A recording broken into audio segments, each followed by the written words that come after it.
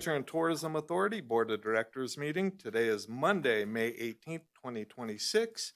It is 4 p.m. and we are at the Carson City Community Center, Robert Bob Kroll Boardroom. Can I get a roll call? Andrew Reno, Here. Garrett Lapierre, Here. Matt Dodd, Stacy Giomi. Here. We have a quorum. Great, thank you. If everybody could please stand for the Pledge of Allegiance.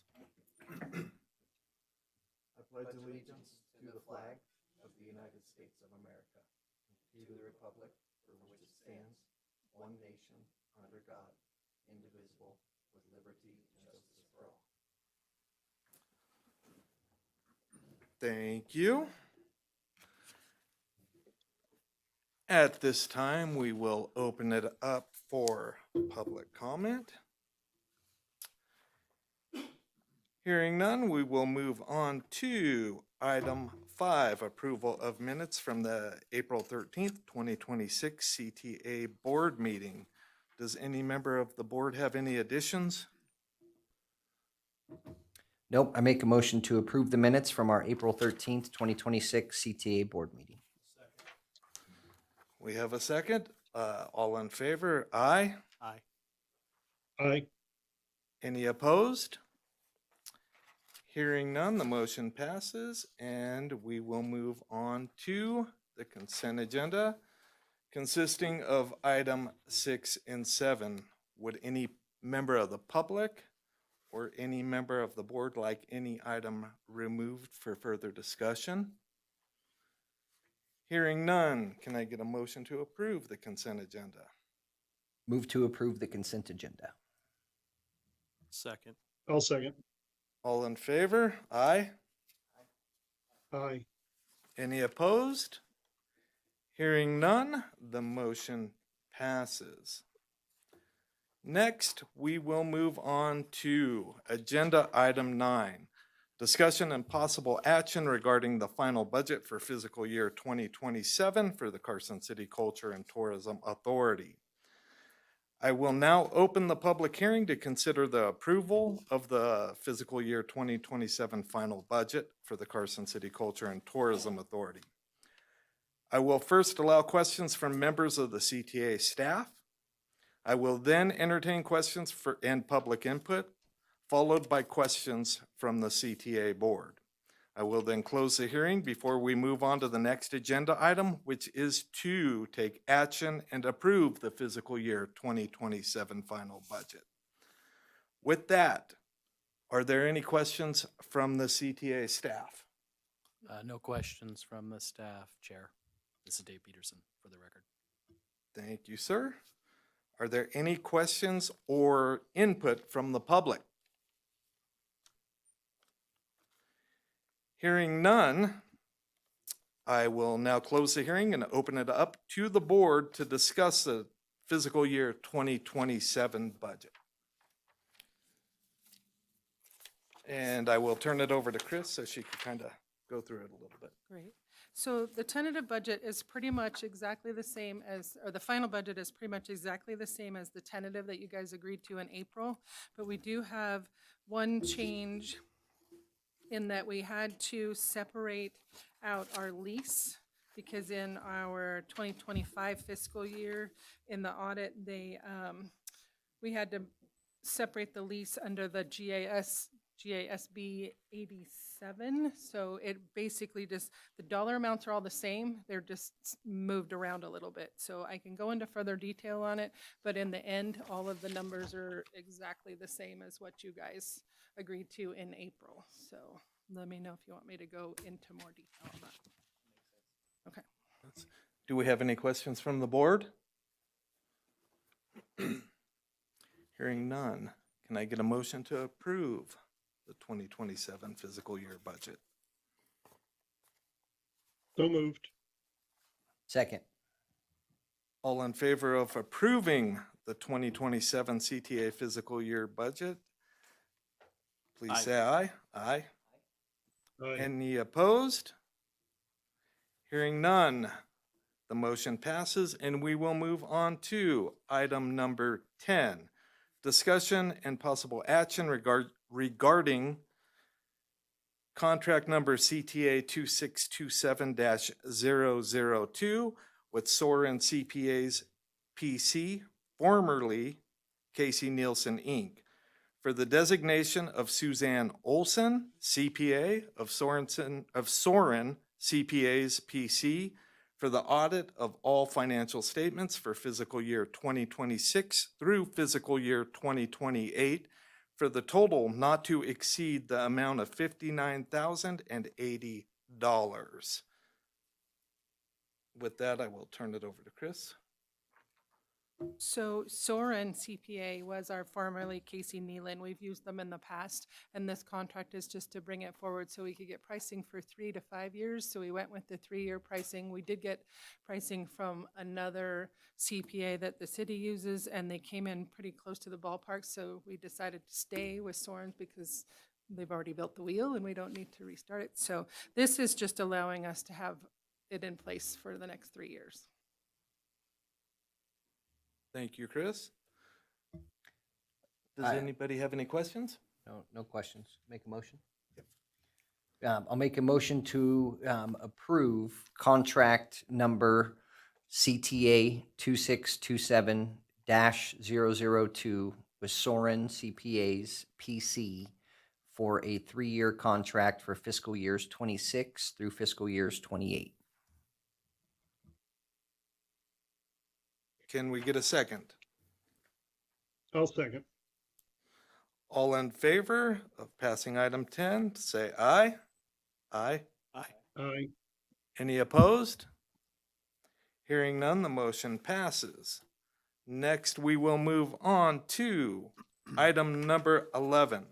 Discussion and possible action regarding contract number CTA 2627-004 with Guerrero Productions LLC for the creation of a public mural and production of a documentary capturing the process and community surrounding the project in Carson Valley, Nevada, as part of the Dust and Wonders Trail for a total not to exceed $68,000. And with that, I will turn it over to David Peterson.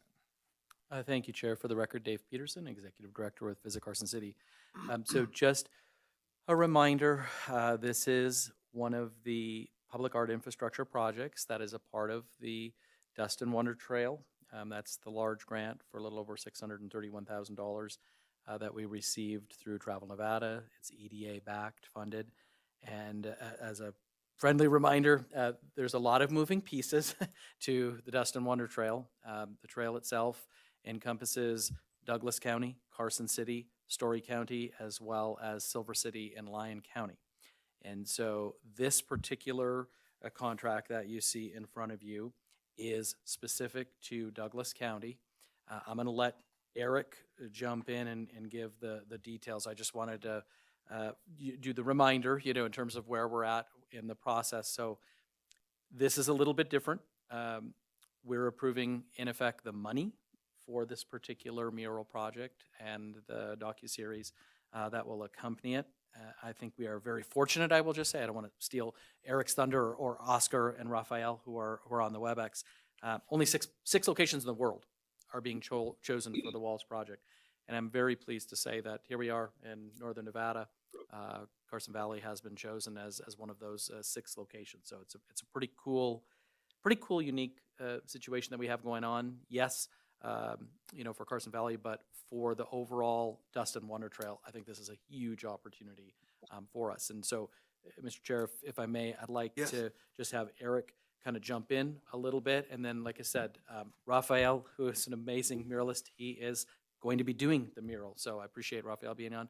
And Oscar, who runs Get Up Productions, is on as well. So they can answer any questions that the board may have, but I don't want to take away from what Eric would like to say about the project. Thank you, David. And as Director Peterson said, this is part of the Dust and Wonder Trail. So we had that large amount of $295,000 as a line item for the public art infrastructure. Primarily, that budget is being spent on the sculptures that will be throughout the 7 cities and 4 counties. In this case, we had the opportunity I've personally worked with Raphael since 2017 on several projects, and he was able to paint here in Carson City. And through that experience last year during the Mural Festival, this opportunity became aware to us that we could possibly be part of the Walls project. So Oscar and Raphael are going to be painting 6 murals for this first season, you might call it, which will include a docu-series, 6 different cities around the country, really focusing on what a mural can do for a community, to see what the process is like for a community to go through that, and then at the end of it all, to have this mural presented. Because of the ability of having those funds for the Dust and Wonder Trail, we felt that it would be a good opportunity for Carson Valley to be able to have this for their new community art center. And so we are happy to help facilitate that. So we are asking for the funds to be released so that we, as Visit Carson City, can hire Rafael Blanco and Oscar Guerra. And then those 2 gentlemen will work with Douglas County, and in particular, the lead is going to be Brooke Addy, to be able to come up with the design. And then they will have a separate contract with Douglas County as the artists to facilitate the completion of that mural. So it's 2 different things moving in the same direction to be able to fulfill this. So we're providing the money as Visit Carson City, almost like a fiscal agent, you could say, so that this can be completed through the Dust and Wonder Trail initiative of having that public art for the 3 different destinations. So it's as this project has been, there's a little confusing at times, and definitely lots of balls moving in the air at the same time. So I'm happy to answer any questions if I didn't make that. I'm happy to answer any questions. And we have Raphael and Oscar as well. Any questions for them, that are happy to give them to you. Great. Do we have any questions from the board? Okay, go ahead, Garrett. I see in here for the 5-minute short version of the documentary to be completed by October of this year. How long is the full documentary planning to be? Oscar, do you want to jump in there? Sure. Hi, everyone. Can you hear me? Yeah.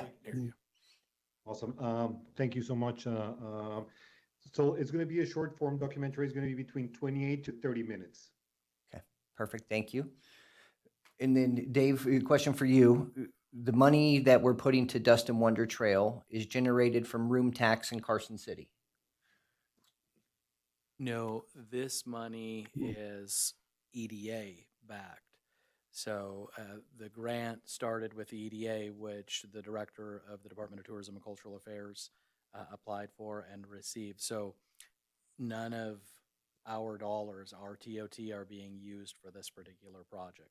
Okay. And I'm sorry, I'm stupid. What does EDA stand for? Oh, Jesus, it's a Travel Nevada grant, but economic, Jesus, what is EDA? From the state level tourism. Federal down to, yeah, so federal it starts to with state. feds, and then basically the entity that is distributing the funds is Travel Nevada within the Department of Tourism, Cultural Affairs, but it starts at the federal level. And Okay. forgive me, I'll tell you exactly, sorry, what EDAs I had No on worries. the tip of my Yeah, tongue. but yeah. basically, we distribute it on behalf of Travel Nevada, if I'm correct, Dave. Right?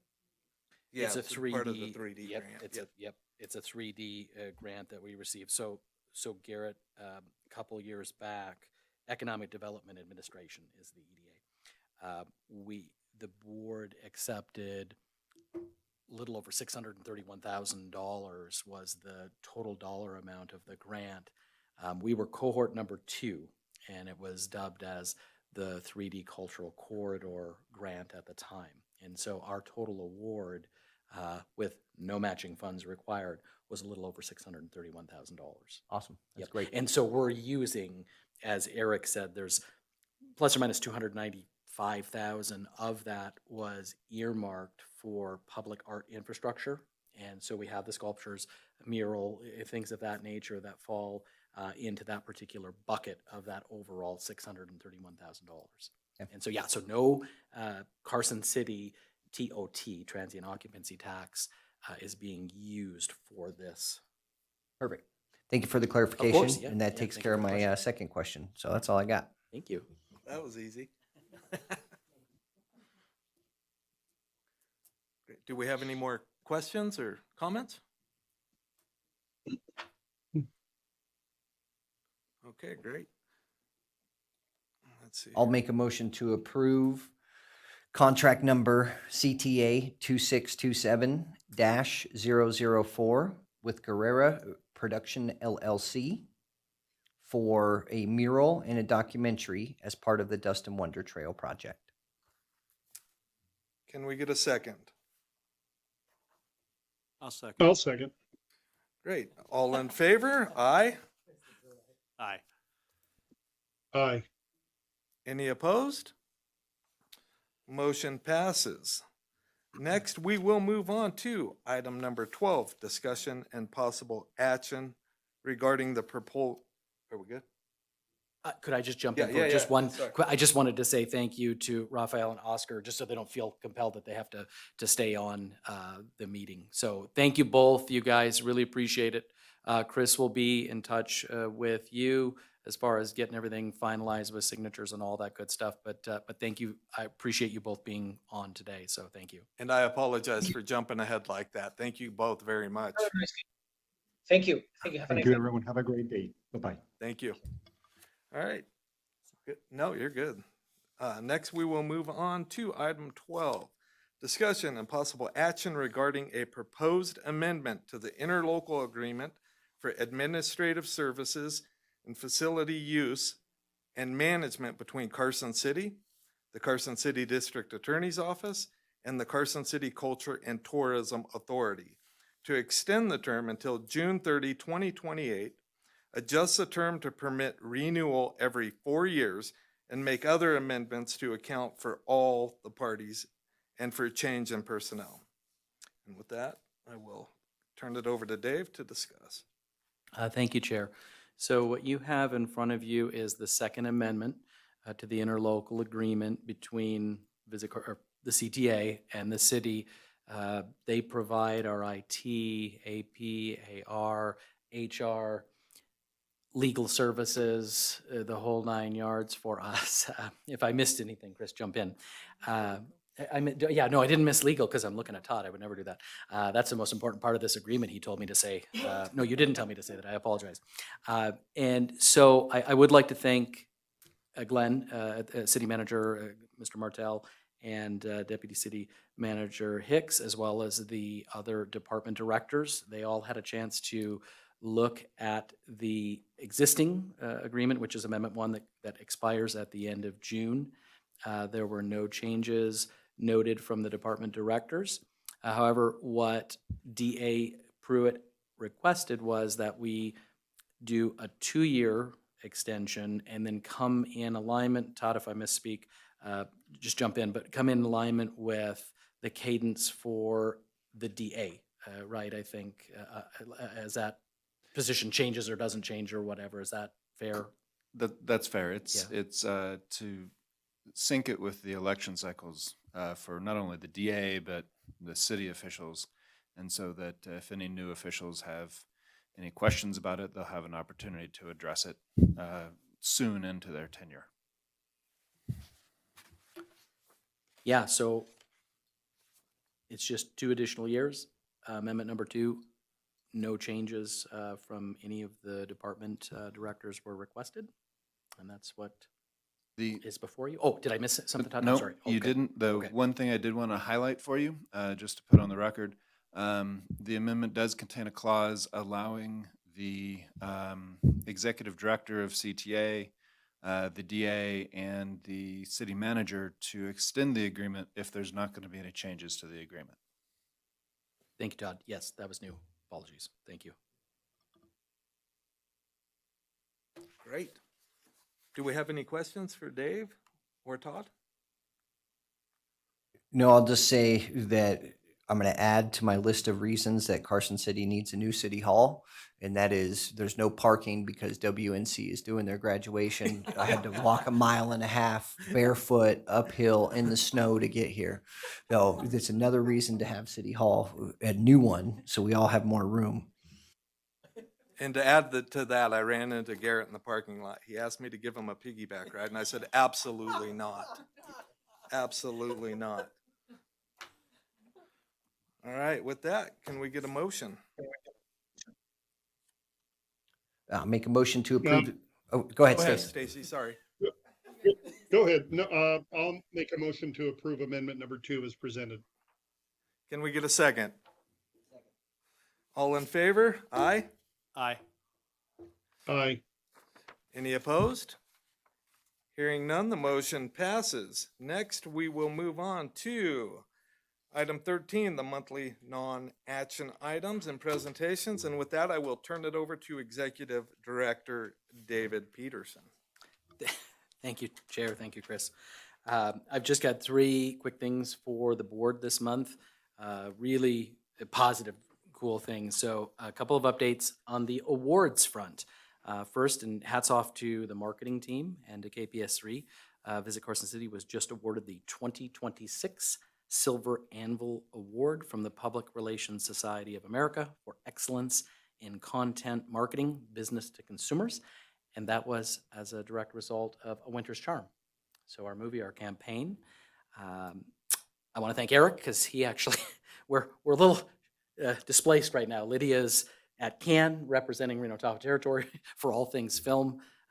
You'll hear I was down in Napa for horse dancing, so Eric was able to take off to New York City to accept that award on behalf of Visit Carson City. So it's a pretty cool deal. We were up against, I think it's fair to say, Fortune 50 or Fortune 100 companies in the U.S. In this category. So hats off to the team on that front. We'll have a little more on this next month. Obviously, all this just happened at the end of last week. Our materials had already went out the door and everything. And we didn't want to be presumptuous either and assume we were winning anything, right, until he had it in his hand, you know. Second award update. This came about last week from the Polar Express camp in Colorado. The V&T Railway Commission, I'm super pleased to say, was awarded the best onboard experience of the 30 or so Polar Express trains that run throughout the world for last season, November and December. So hats off to Carla Wilson and her team, Tom Gray and his team, Sherry Bailey, and then really the amazing cast and crew, all the kids that do such an amazing job and bring Polar Express to life out there at the Eastgate Depot each and every year. So really, really happy, you know, that the team won this because we have been focusing on the experience the last couple of years. How can we make it a little bit different each year, right? For those folks that come back and do a repeat within the rules, of course, because we're governed by very strict guidelines from Rail Events and Warner Brothers. But I do believe that Carla and that team have done a really, really good job of refining and where we can make it a little bit better, you know, each year or tweak it a little bit. They've done a great job at that. So it was nice acknowledgement from the Rail Events and Warner Brothers folks, or you know, whoever officially gave the award out or the awards last week. So, and then I just came back from American Canyon, a little bit outside of Napa Valley, and I was absolutely blown away. I was a spectator down there at the Caballo Bailador del Norte de California. It was the 21st annual event at the Uva Blanca Ranch. It was absolutely amazing. Irma was there, Matt as well, from Goldust West, as one of the host hotels. I mean, she was in all her glory. Let me just tell you that 100 plus horses. I've never seen anything like it in my life. I've never been at one of these events. And it was at Mr. Rodriguez, Billy's property. I would just say, wow, it was just the pageantry, the horses, the riders, the music. It was absolutely amazing. Stu is going to talk about what we have coming here during his presentation, which will be, to our knowledge, the only event of its kind in Northern Nevada. I don't want to say anywhere in Nevada because I don't know if Las Vegas has had something like this before, but what a treat to watch the Frisian horses, Andalusian horses, Costa Rican horses, blended horses. My gosh, it was really, really something else. And yeah, I can't wait for the 27th, honestly, of June to bring this event here. And I'm not going to steal your thunder, Stu. You still get to talk about the event, but wow, really, really cool, I must say. So I look forward to what we have coming to Fuji Park next month. So that's it for my update this month. Happy to answer any questions if the board may have any. Okay, hearing none, I will go ahead and move on, thank you, to 13B, transient occupancy tax actual versus forecast. The first of the two big sheets in your packet. March came in a little bit lower than we had projected, but I did go ahead and reproject April, May, and June. I bumped them up. I actually held the overall forecast from last month, the 29,093,000 and change. I kept that the same. So right now, we're projected to come in about 1.63% behind FY26 if you go all the way over to that last column. But I'm positive that maybe we'll beat these numbers for April, May, and June, just in terms of some conversations that I've had off the record with some of the properties who said they had a pretty good April, and May was shaping up to be pretty good as well. So that's where we're looking right now for fiscal 26, just shy of 29.1 million. Happy to answer any questions on the 26 forecast if there are any questions from the board. Okay, hearing none.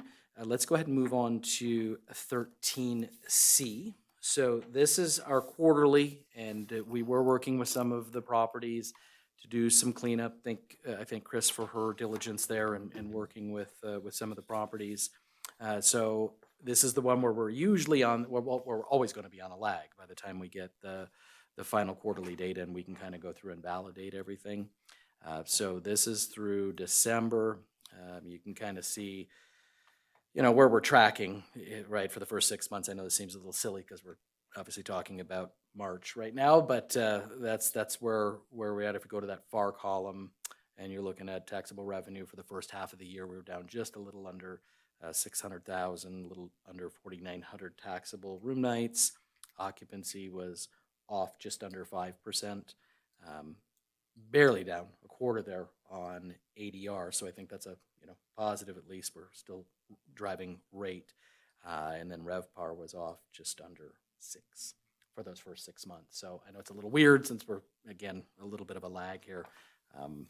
Our goal again is to try and get it out within that end of that quarter following. But like I said, we just had some issues with some of the reporting that I wanted to make sure we had fixed, so I wasn't bringing something forward to you guys knowing that we were working on things behind the scenes and cause confusion that we don't need. So happy to answer any questions if the board has any on this particular report. Okay, hearing none, let us go ahead and move on to 13D. Events and sales update. You guys just have to bear with me because I'm going to run this from up here, not having Lydia. So give me a second, Stu, and let me fire this thing up. Okay, there we go. Stu, take it away, sir. For the record, Stu Wexler, Visit Carson City.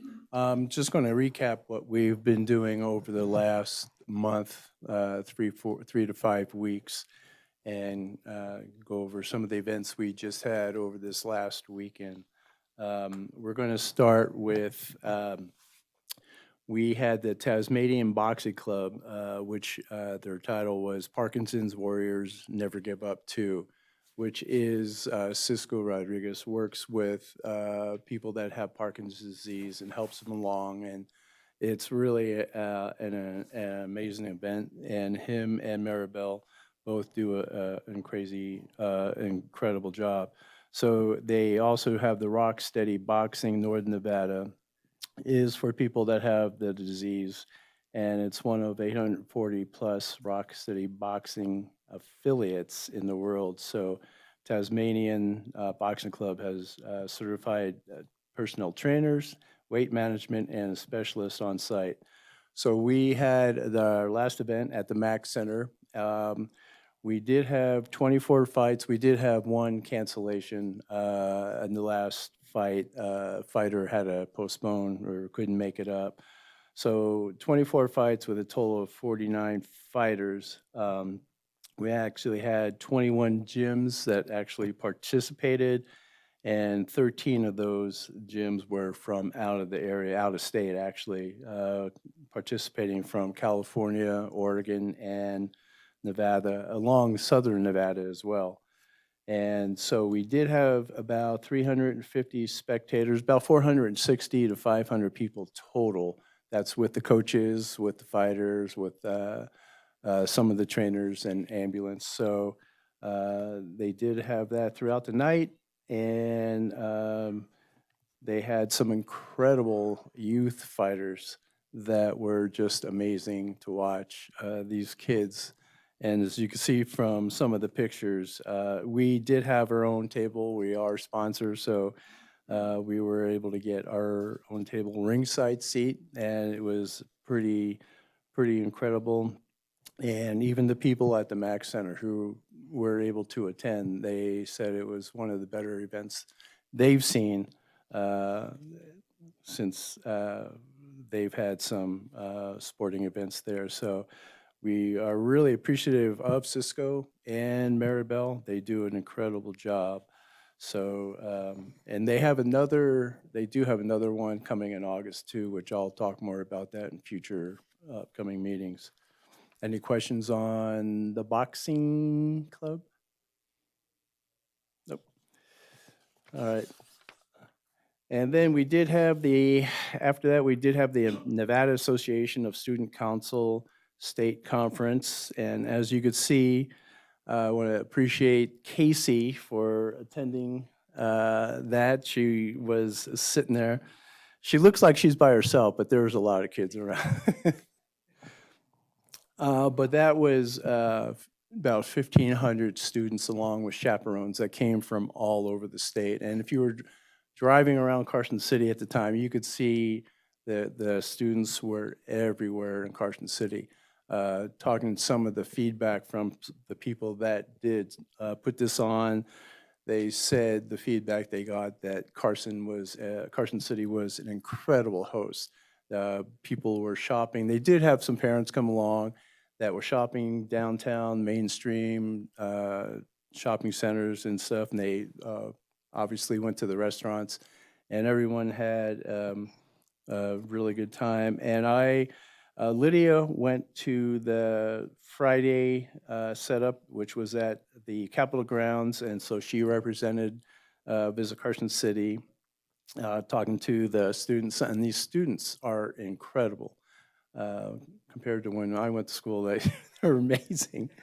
And I went to the final Saturday session, which was guest speakers, and they had to be most of the students had to be in the auditorium there in the gym. It was pretty amazing, and they were very attentive. I mean, just listening to these guest speakers telling these kids about life and what they do once they graduate high school. So we were very proud to be able to work with them on this venture. So, and it was the first time in about 20 years that this was held here in Carson. So don't know when it will come back, but at least we got to be able to do that this time around. So any questions on that? All right, great. And then I participated, we had an elevated FAM experience, which was put on by the RSCVA. They are incredible. They always ask us to participate in their FAM tours that come across, and so we were always happy to do so. We started out in Reno. We had Mary Bennett, step-on guide, who her and I were on the bus with them. And we started from Reno, and we went by the Bowers Mansion and got out and was able to take some pictures. And Mary went through the whole history of how Bowers Mansion started. In fact, her knowledge of the history of this whole region is incredible. And I can tell you, every time Mary is on a FAM tour with us as a guide, she is incredible, and everyone loves her. And she actually, as everyone, well, most of you know, she dresses up as Madame Curie. She looks the part, she acts the part. So it was pretty incredible. on this one. What was nice about this is instead of our regular fam tours, this was elevated where the guests actually had to pay for this experience. So we went to Stewart Indian School and were there for the whole day. So we didn't have to rush off to another tour.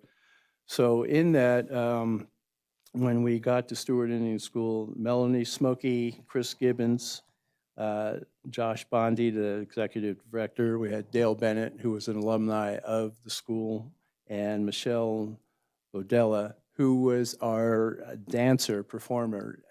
Just an incredible job.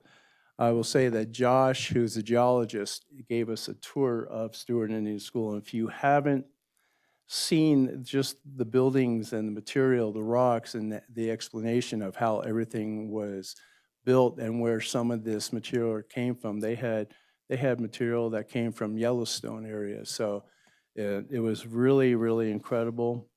Melanie Smokey gave a history of her background and how hard it was for her growing up. And when you listen to some of these stories, it's just amazing and she's so proud to be able to explain and show, where she came from. I mean, she grew up with hardly any water, any electricity. So, and she went over all that, and everyone there was absolutely fascinated by it. And then she did before she started, she she did like a little song, welcome song to greet everybody, and everyone just we were in the little lecture room, and everyone was just still listening to what she had to say.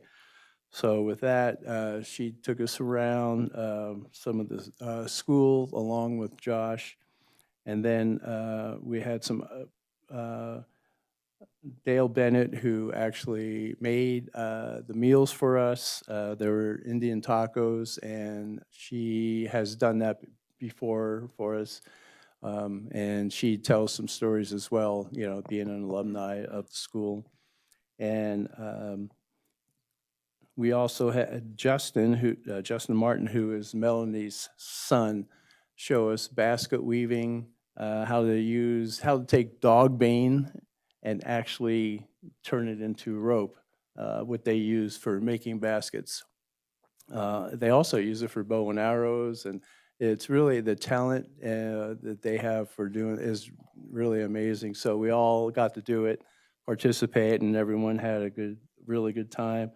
And they also made a salve for us out of wild lavender, and they gave everybody a little sample, for healing.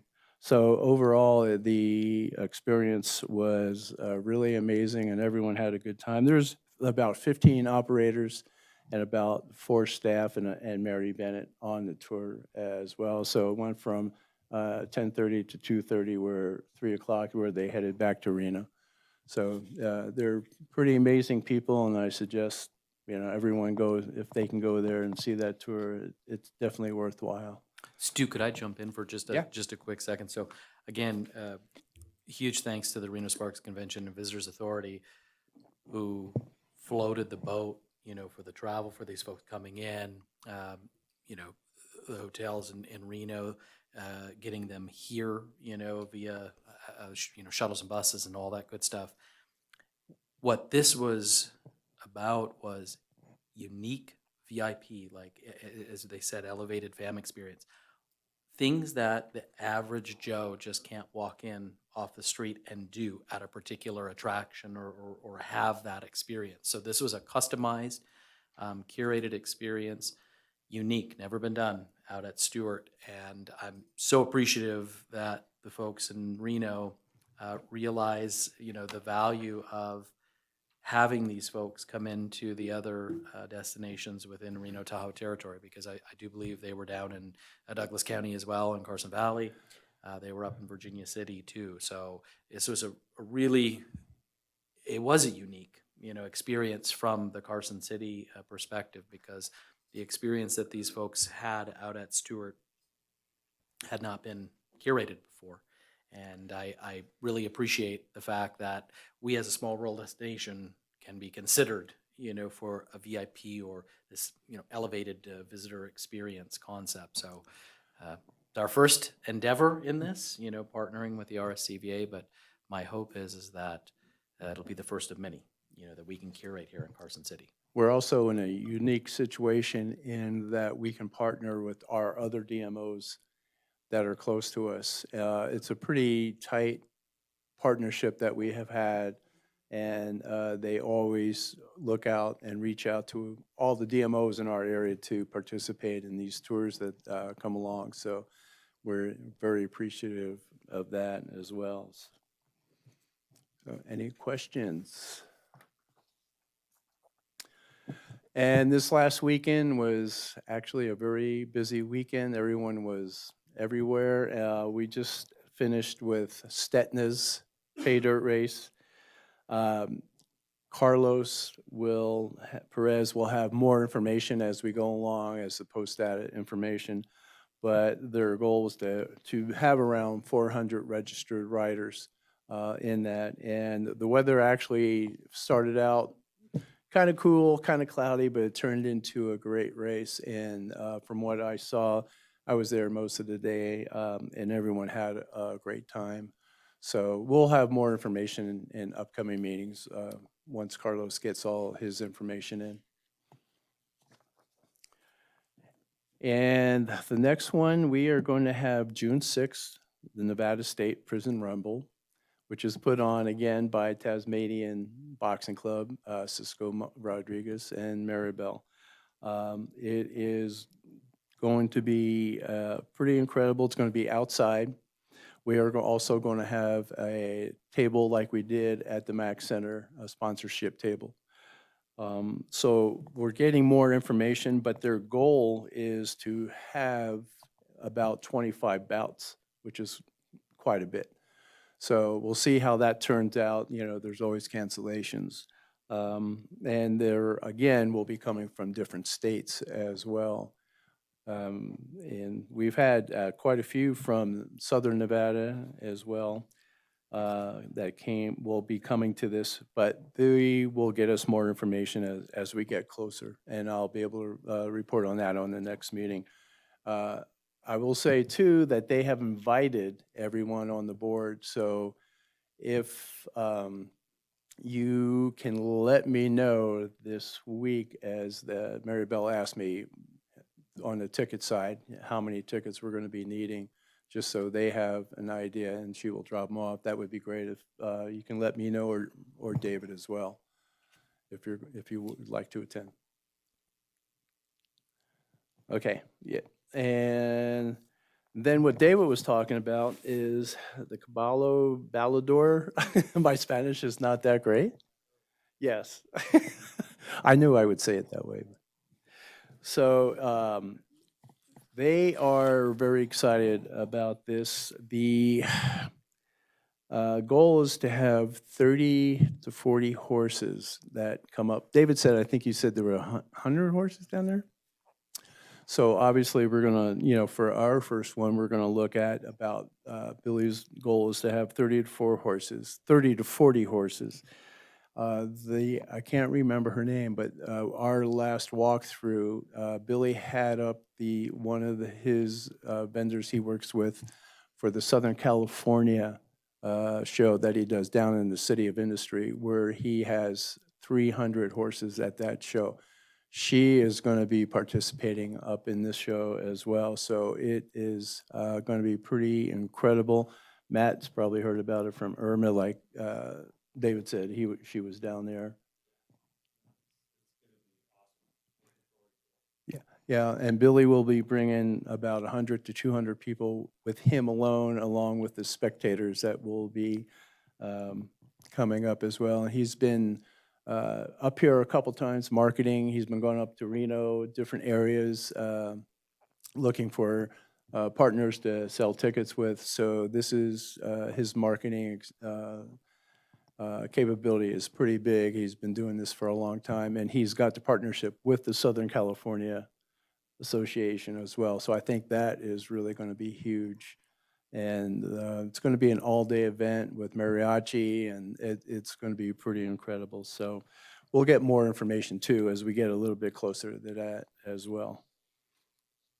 Stu, can I just jump in real quick? So, in talking to Billy on Saturday night, he talked about bringing a second event to Carson City. I didn't realize the scope and the scale of what he was really talking about until he explained it to me Saturday night. He's looking to do a festival, start on a Friday, run it through Sunday. We'd have the horse dancing competition on a Saturday and then like a rodeo style on the second day. The challenge is a venue that can accommodate 5,000 to 10,000 people. I said, well, then we might not be able to do that in Carson City. I mean, and just being brutally honest, but that's where his head's going in terms of a festival concept, in effect, a Friday, Saturday, Sunday. So I was trying to think of Fuji in my head. I'm like, could we have something in the couple thousand, person range, and that way we could have a second event festival in Carson City. Yeah, he's open to kind of thinking this through, and if we want to grow things organically. But yeah, I don't see how we could pull the 5,000 to 10,000 off from a venue standpoint, let alone even the rooms that we would need for something like that. So Well, we and might that's have to where partner. he's used to Southern California working at that Exactly. city, the bigger venues. Yeah. But I think for the first one, like you said, I think, I don't know about the 5,000, but Yeah, I think just it'll learned be that. a huge draw from not just this area, but the surrounding areas as well.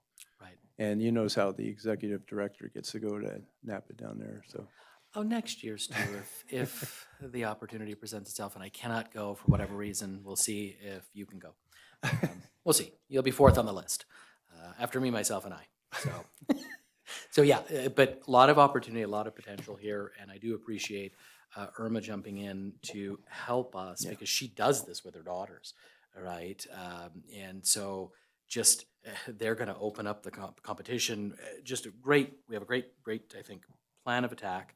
But trying to reach out to Smith Valley and Yerington and all around Washoe County. I think we're even out as far potentially.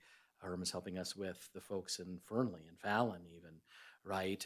To bring those folks in to be a part of the event. If we can bring some horses and their owners, but at the very least, spectators, as well. And I think we can get an overnight, at least on Saturday. Maybe not the whole weekend, right? But if we could get Saturday, from those folks, I think that's great, and they're close, right? So I think it's within a 1 hour drive, and obviously we'll let Billy work the northern Southern California. He had folks from Oregon, Texas as well. I'm hoping we can get some of those folks to consider Carson City. I know this is a very short lead up for our event, obviously, but long term, I'd like to think that we can pull those folks in, from other states, at least for 27 for sure. So anyway, that's just, sorry, Stu, I just wanted to share that because I was there Saturday and you didn't have that knowledge. While we're on that, if I may, I think that's a perfect event, the second one for Nevada Day, to be able to run that on that weekend and have those people in town. Yeah. So they get that event. They also get to experience Nevada Day. That becomes a really good tie to that. It also highlights the beef that I've had with Carson City and Fuji Park. Like, you got to figure out, like, what are you doing with Fuji Park? Like, is it going to be a rodeo place or is it not going to be a rodeo place? Some years they want to put money into it. Some years they don't. Our most expensive piece of land in Carson City is a fishing pond that you maybe see 10 people there on a busy day. So, I think part of this piece, if you can build an event like this, it helps push the city to what are you going to do when you grow up at Fuji Park? Excellent observation. Yeah, I just wanted to also thank Garrett for finally having an opinion on this.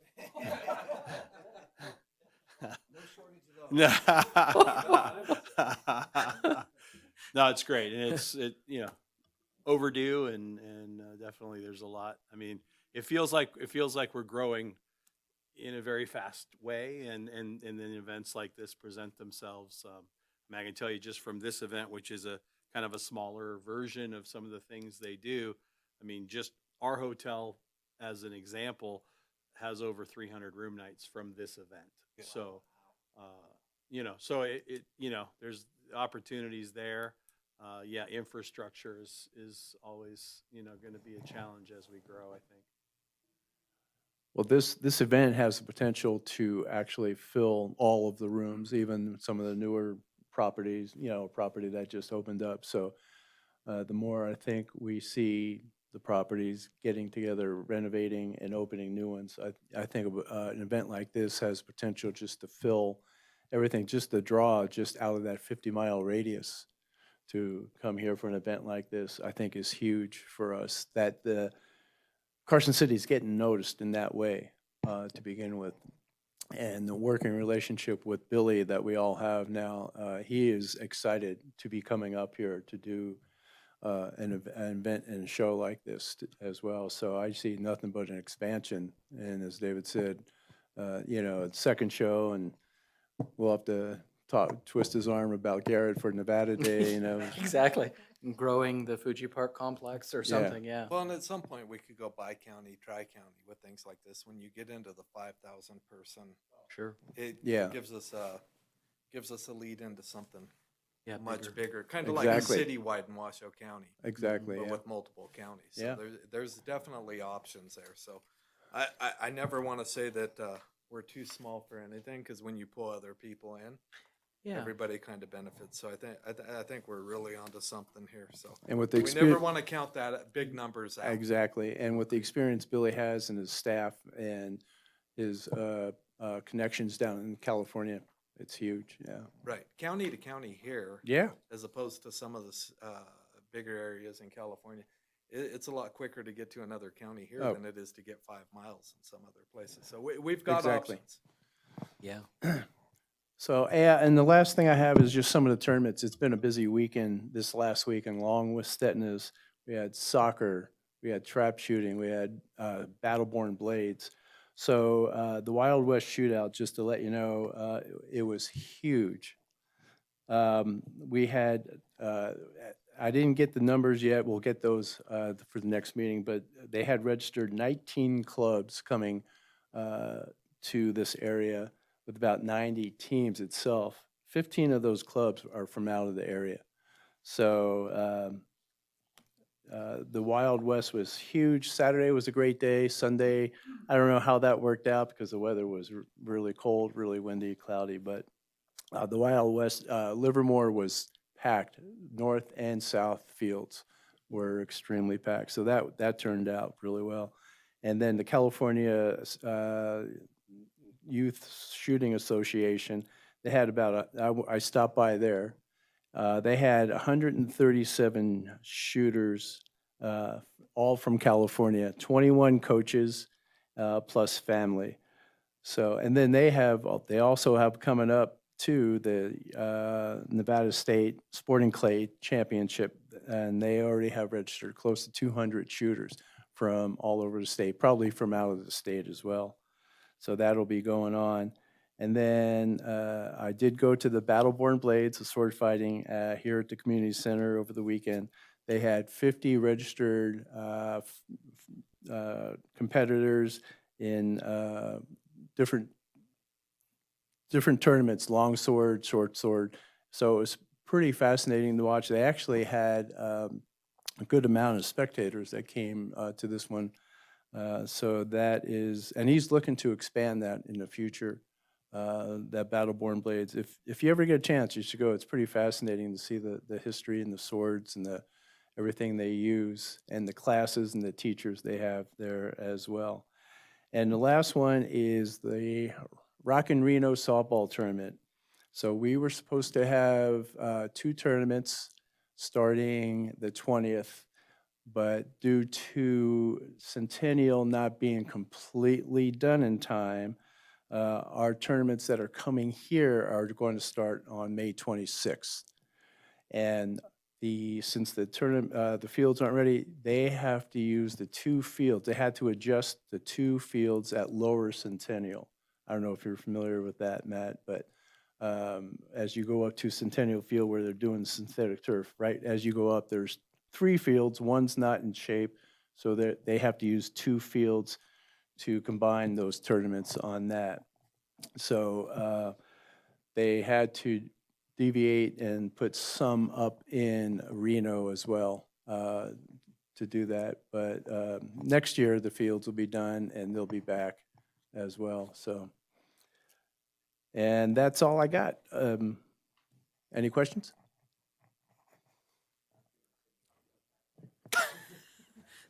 Real quick on the prison boxing, where are the tickets being sold online through Tasmanian? Yeah, they are being sold online. They do have some outlets that they've taken tickets to. I don't know what they are. I can get you that information. I was just curious because Yeah. the $10 upsell on the partial prison tour. Yeah, I was wondering, Right, do you're you right. have to go through 2 different locations, or is it one, or how's that? that I'm not sure about because Lucia's handling Okay. that part of it. So I'll find that out Yeah. for you. Great.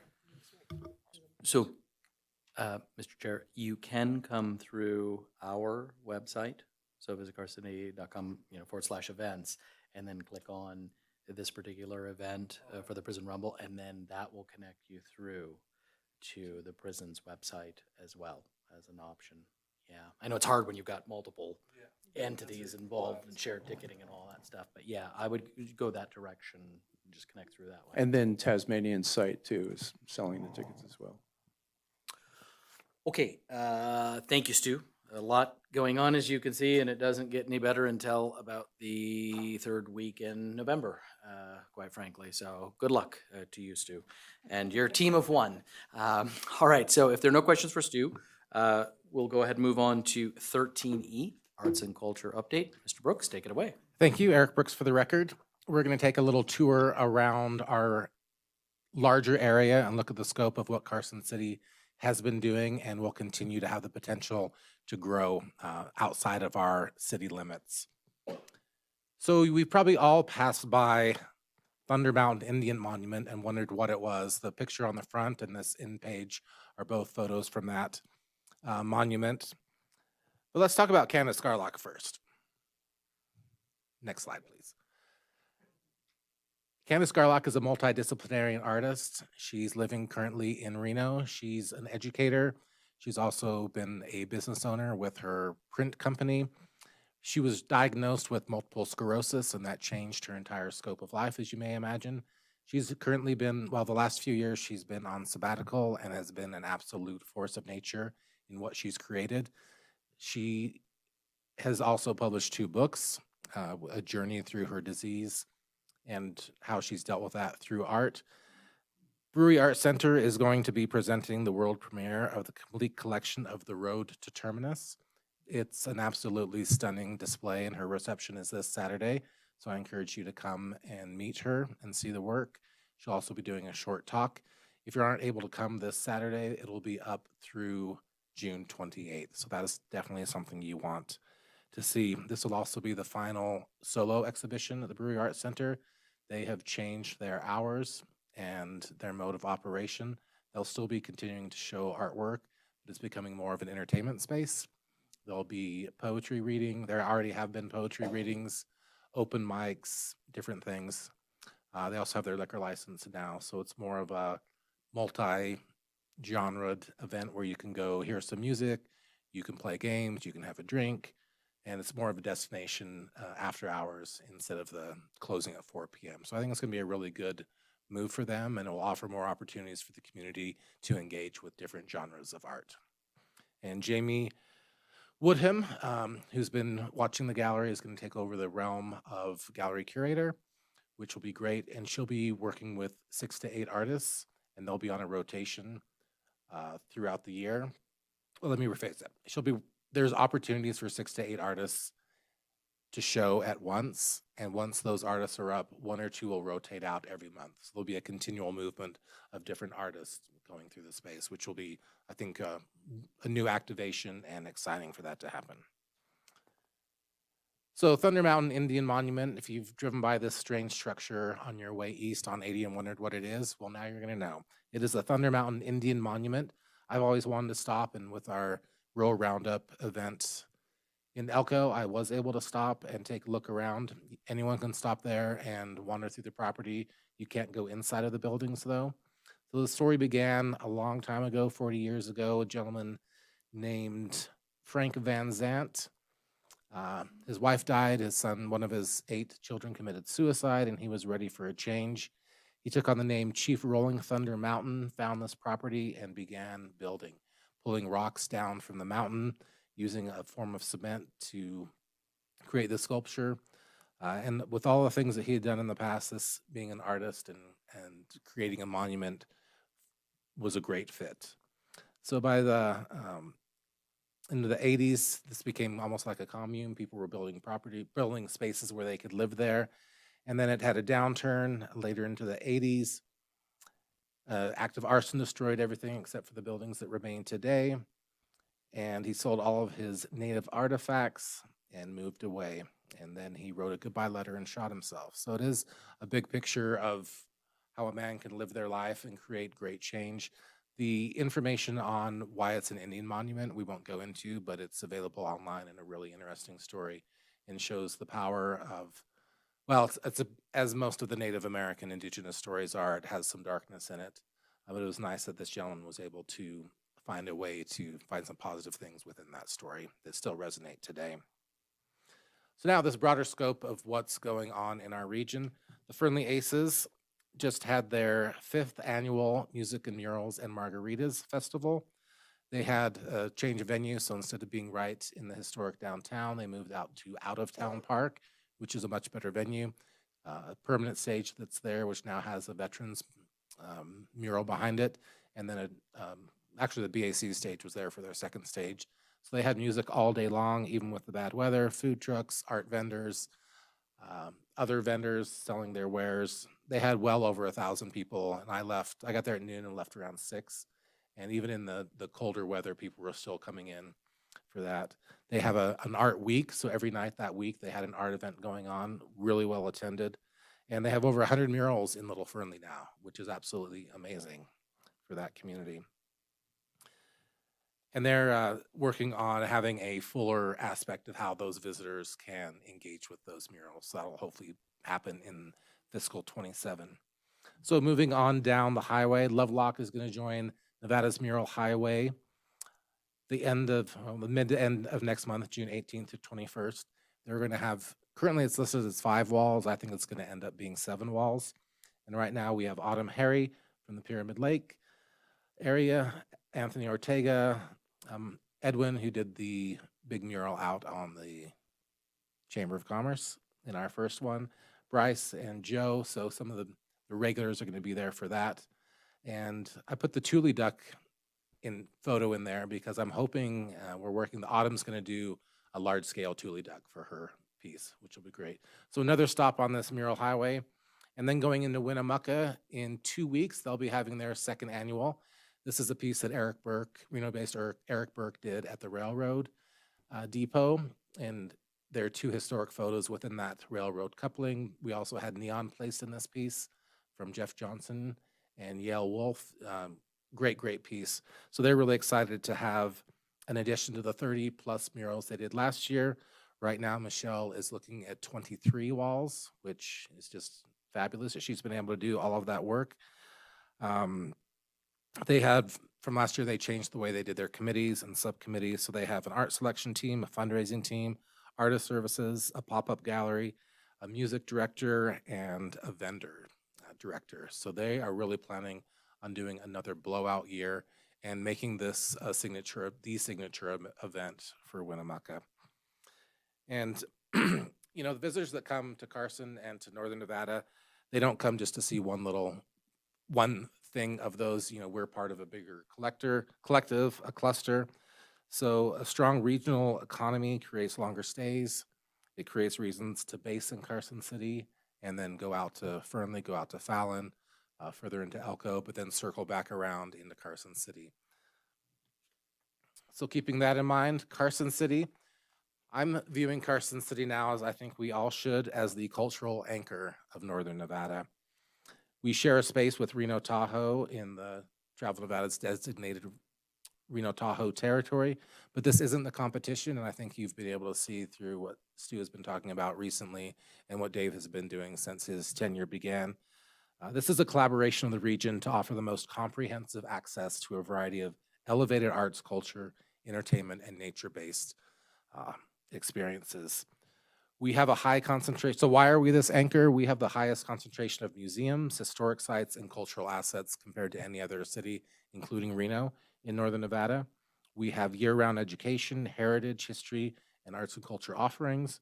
We have the Nevada State Museum, the State Railroad Museum, the State Capitol, Stewart Indian School and Cultural Center and Museum.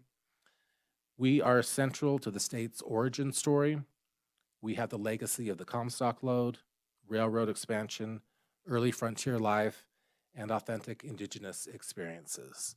So Carson City is the anchor for everything else that you're going to do throughout northern Nevada. And Reno is going to be the arts destination with all that they've been able to do. And we can pair up with that so beautifully as being that cultural anchor next to their arts destination for people to stay and revisit our area. We're also the gateway to Virginia City, Carson Valley, and Lake Tahoe. We have access to all those heritage sites and ghost towns. We are continuing to invest with your support in public art and placemaking. And this gives a visible, walkable, cultural landscape for all that come to visit. It also activates our downtown space and creates long-term cultural infrastructure, which benefits all of the residents. And by supporting events in nearby rural communities, Carson City expands its influence and strengthens our tourist economy and reinforces our position as the cultural anchor of northern Nevada. Again, we're not competitors with these other areas, we're collaborators, and in some instances, we're the big brother helping these events get going. We're able to combine historic significance, institutional depth, geographic centrality, and leadership initiatives. We serve as the cultural anchor and as an arts destination, as well as the gateway to these broader experiences. So a lot of responsibility in what we're doing, but amazing fulfillment in working alongside all of these other groups and being able to offer so much to those who want to come visit a unique side of the Old West. Happy to answer any questions. I just want to point out the collaboration between what's going on is just a joy to see. And I mean, I think we keep hearing it, mentioning it more and more. And it's just appreciate everything you're doing, Eric. I agree. And Eric, will you remind all of us the total number of murals when we're talking about the highway? And this was a great point when we were in Atlanta at that media mission talking to people, and I'd asked them the question, so Nevada's Mural Highway, you're going to start in the capital, Carson City, go north to Reno, and then pop on the 80 to go to Fernley, Lovelock in a minute. Winnemucca, Elko, head south into Ely, and then Fallon back to the capital city. How many murals, Matt? Put you on the spot. That is good. Todd, what do you think? Garrett, throw a number out there. 400. That's a great guess. Andrew, do you want to throw a number in there? 401. Well, This isn't Matt's the price. Yeah, 401. Matt's the winner because we're over 600 murals on that route, Wow. with more being added all Took the the time. over.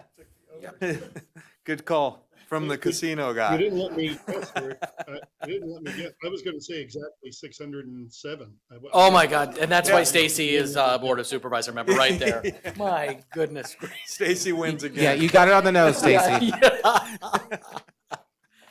Yeah, nothing but truly opportunity, and just to know that there are that many murals.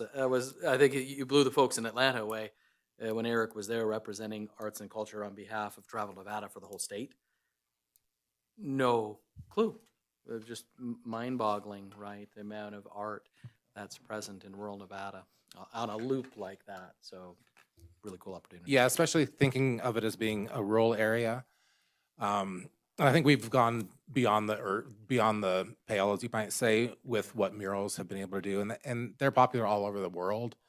But now our area really looks as, what are we going to do? Ronnie from the chamber, they were talking to their leadership class. What do they want to do? First thing, we want to do murals at Governor's Field. So 2 more murals got added there. It's now not something that let's please do this, let's please do this. It's other people looking how they can incorporate that into their business. Juan's put one up, had nothing to do with anything that I've done or that we've done. Right. They just wanted to be part of this thing that's happening. And that's happening in the whole region. Tony Manfredi from Nevada Arts Council got $250,000 for America 250. What did he want to do? He wanted to do a statewide initiative for historic murals in all 17 counties. And yeah, it's something that we're just going to see more and more of, and the culture has been embraced, and we're happy to be on the leading edge of that. Real estate guy, it's so much better seeing the art on the walls than just a blank white wall or blue wall, whatever it may be. It really adds some character and some charm to the city. So great job. Well done, sir. Any other questions for Mr. Brooks? All right, thank you. With that, we'll go ahead and move on to 13F, Marketing and PR Update. I'm going to be your Lydia for the day. I think I'll cut this down to around 40, 45 minutes so we can get out of here before 6, if at all possible. Stacy's nodding his head. He agrees. Thank you. So we'll talk digital growth and insights, PR update. We'll talk about the Casa Grande premiere and the Nevada Golf magazine. So first, digital growth update. Overall website traffic. I'm just going to hit the highlights, you guys, because if you have difficult questions, we can follow up with Lydia, who will know the actual answer to those questions. It did decrease from last month. That was due to the conclusion of the online display and the online video ads. However, the website traffic and our lodging referrals do remain strong over last year. Our spend was down about 37% on the meta front in April relative to March. That had some similar declines in performance, but again, that's part of the overall ad buy strategy when we look at that over the course of the whole fiscal year. Despite that, lodging referrals increased by an impressive 170% month over month, and ridiculously year over year, 671%. The updated Hotel with Mountains image ad and the remarketing campaign was the primary driver of that growth. And this image is of the GDW, Matt, just so you know, for this particular run on the campaign front. We did spend about 12% less on paid search in April than we did in March, and that also resulted in some similar declines. But again, their lodging referrals remained flat compared to last month. And then if you guys want me to go through the specifics on digital growth for April, I'm happy to do that, but just leave it to you if there's a question. I'm happy to answer any questions there if there are any. With that, I'll advance us to public relations. Pretty good month. Honestly, I think it was a great month promoting local events. We had the Nashville Social Club concerts. We had the Cinco de Mayo. All that was picked up by the RGJ. Reno News and Review, and AOL. The Casa Grande premiere was also featured in the Record Courier, and a freelance travel writer and Michigan-based radio showrunner, Michael Patrick Shields, visited Carson City, and that was facilitated through Reno Tahoe Territory, a grant that we received from Travel Nevada on that front. And then speaking of the Casa Grande premiere, I'm just got some comments here. Lydia wants to thank everyone who was able to attend that local Casa Grande premiere. It was a 48-hour turnaround by the time they could get the approval from the studio and whoever has to approve all of this stuff out of Hollywood. So not a lot of lead time on these things. And a production company finally green-lighted a one-time screening.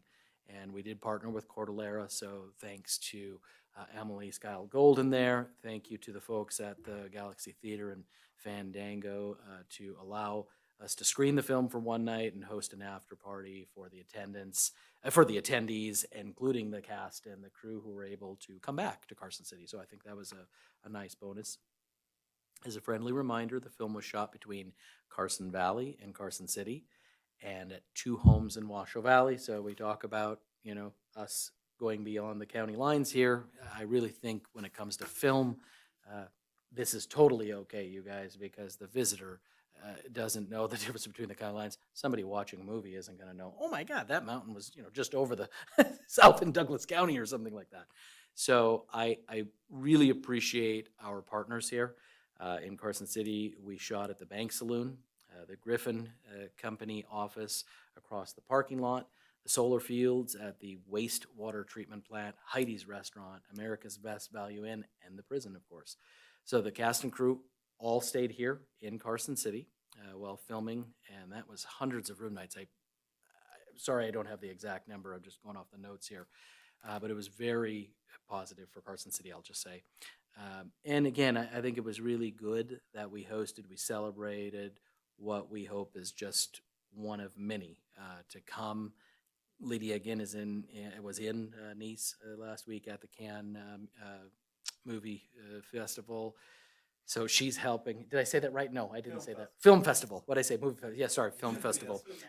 Yeah, it's a new one. Yeah, they expanded. So again, yes, she was there representing Reno Tahoe territory, but Carson City is a part of Reno Tahoe territory. So yes, she does want me to mention that I missed this premiere as well because I was up in Glacier National Park.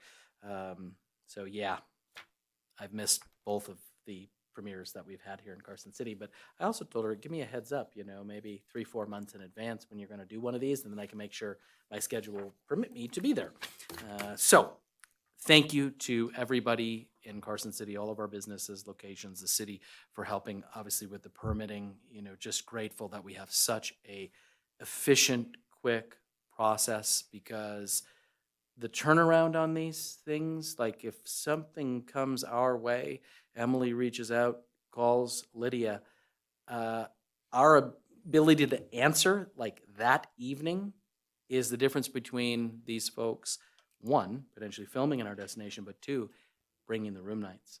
And I kid you not, because that's exactly what has happened on the last couple of films. So we were able to work that quickly with the city, get the permitting, get the answers, boom, and away we went. So, all right. Let's get into Nevada Magazine. This was a huge, my goodness, look at that cover over there at Silver Oak. So due to our longstanding partnership with the Nevada Golf and Leisure, they actually featured the Silver Oak golf course on the cover of the spring issue. And the right image is our full page ad that went in the magazine, and a bonus Utah Golf and Leisure magazine as well. So this was very nice of these folks to do that. And I had his name on the tip of my tongue, and I've spaced it. But yeah, very appreciative of them for doing that. I think that's a great win for Carson City and the folks at Silver Oak. So wonderful, yeah.